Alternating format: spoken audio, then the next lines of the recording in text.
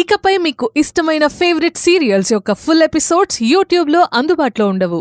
కేవలం సన్నెక్స్లో మాత్రమే ఫ్రీగా చూడొచ్చు. వాళ్ళు ఎక్కడికి వెళ్ళలేదని తెలిసిందే. ఆ రిషిగాడు తనకి శ్రవంతికి దొంగ పాస్పోర్ట్స్ తీయించాడంట. నేపాల్ పోలీసులు ఇంటర్పోల్ సహాయం కూడా తీసుకున్నారు.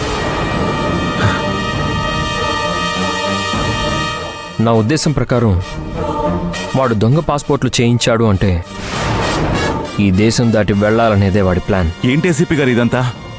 ఒక దుర్మార్గుడు నా కూతుర్ని తీసుకెళ్లిపోయాడు.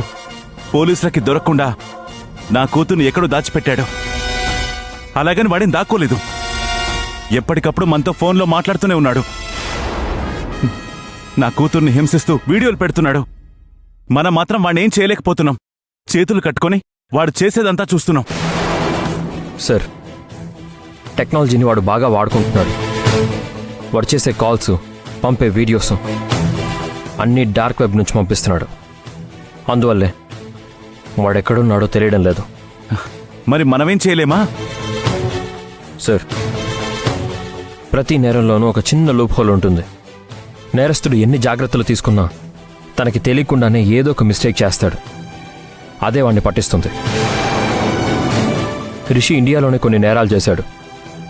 ఇప్పుడు నేపాల్లో కూడా ఒక ఇండియన్ని హత్య చేశాడు. సో ఇప్పుడు అది ఇంటర్పోల్ వరకు వెళ్ళింది.